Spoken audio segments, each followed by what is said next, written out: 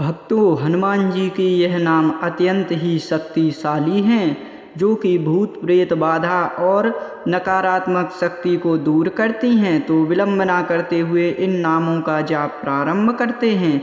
इनको ध्यान पूर्वक सुने। ओम अंजनासुताय नमः। ओम पवनपुत्राय नमः। ओम रुद्रावताराय नमः। ओम संकटमोचनाय नमः। ओम भयहराय नमः। ओम प्रेतभंजनाय नमः। ओम कालदूताय नमः। ओम महावीराय नमः। ओम बभ्रुकेतवाय नमः।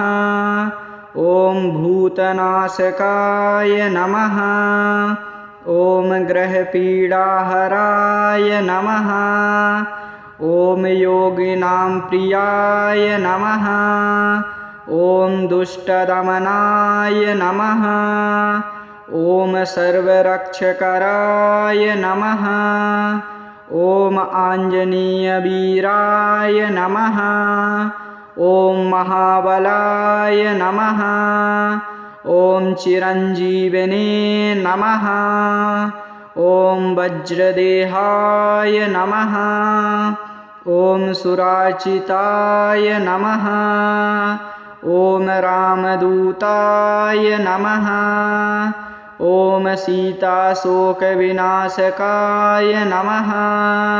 ओम असुरघ्नाय नमः। ओम भूतपिशाचनाशनाय नमः। ओम संकटविनाशकाय नमः। ओम तेजस्विने नमः। ओम शत्रुनाशकाय नमः। ओम अभयप्रदाय नमः। ओम देवसेविताय नमः। ओम सिद्धिसाधकाय नमः। ओम मंत्रसिद्धिप्रदाय नमः। ओम रक्षकाय नमः। ओम जयदायकाय नमः। ओम बलवंताय नमः। ओम भूतभीषणाय नमः।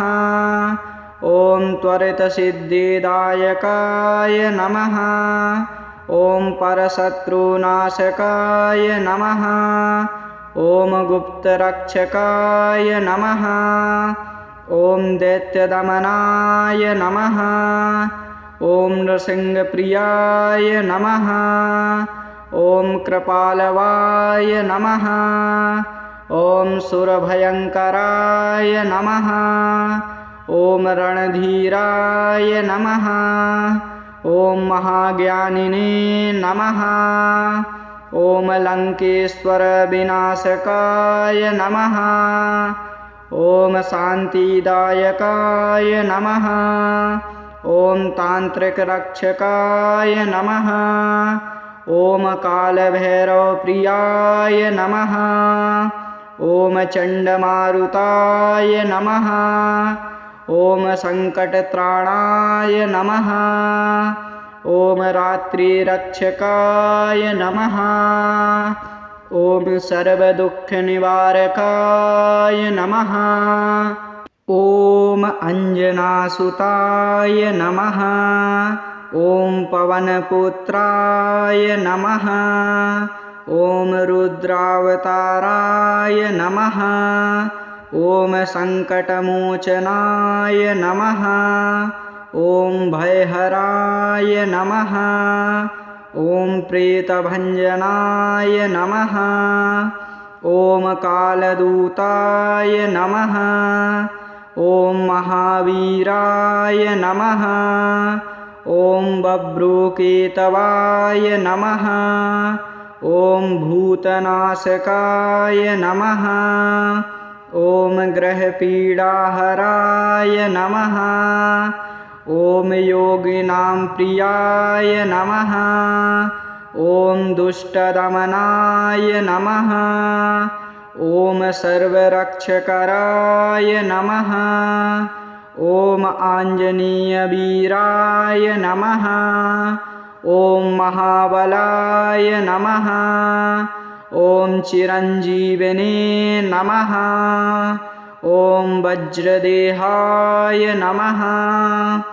ॐ सुराचिताय नमः। ॐ रामदूताय नमः। ॐ सीताशोकविनाशकाय नमः। ॐ असुरघ्नाय नमः। ॐ भूतपिशाचनाशनाय नमः। ॐ सङ्कटविनाशकाय नमः। ॐ तेजस्विने नमः। ॐ शत्रुनाशकाय नमः। ॐ अभयप्रदाय नमः। ॐ देवसेविताय नमः। ॐ सिद्धिसाधकाय नमः। ॐ मन्त्रसिद्धिप्रदाय नमः। ॐ रक्षकाय नमः। ॐ जयदायकाय नमः। ॐ बलवन्ताय नमः। ॐ भूतभीषणाय नमः। ॐ त्वरितसिद्धिदायकाय नमः। ॐ परशत्रुनाशकाय नमः। ॐ गुप्तरक्षकाय नमः। ॐ दैत्यदमनाय नमः। ॐ नृसिंहप्रियाय नमः। ॐ कृपालवाय नमः। ॐ सुरभयङ्कराय नमः। ॐ रणधीराय नमः। ॐ महाज्ञानिने नमः। ॐ लङ्केश्वरविनाशकाय नमः। ॐ शान्तिदायकाय नमः। ॐ तान्त्रिकरक्षकाय नमः। ॐ कालभैरवप्रियाय नमः। ॐ चण्डमारुताय नमः। ॐ सङ्कटत्राणाय नमः। ॐ रात्रिरक्षकाय नमः। ॐ सर्वदुःखनिवारकाय नमः। ॐ अञ्जनासुताय नमः। ॐ पवनपुत्राय नमः। ॐ रुद्रावताराय नमः। ॐ सङ्कटमोचनाय नमः। ॐ भयहराय नमः। ॐ प्रेतभञ्जनाय नमः। ॐ कालदूताय नमः। ॐ महावीराय नमः। ॐ बभ्रुकेतवाय नमः। ॐ भूतनाशकाय नमः। ॐ ग्रहपीडाहराय नमः। ॐ योगिनां प्रियाय नमः। ॐ दुष्टदमनाय नमः। ॐ सर्वरक्षकराय नमः। ॐ आञ्जनेयवीराय नमः। ॐ महाबलाय नमः। ॐ चिरञ्जीविने नमः।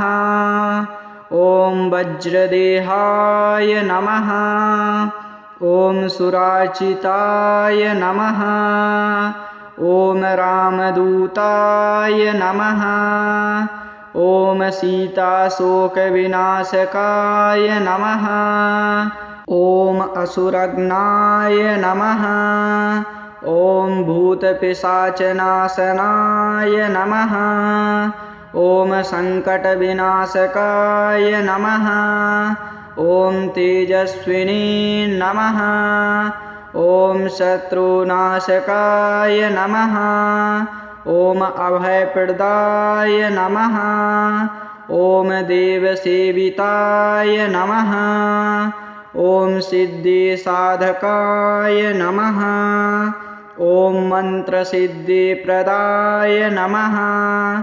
ॐ रक्षकाय नमः। ॐ जयदायकाय नमः। ॐ बलवन्ताय नमः।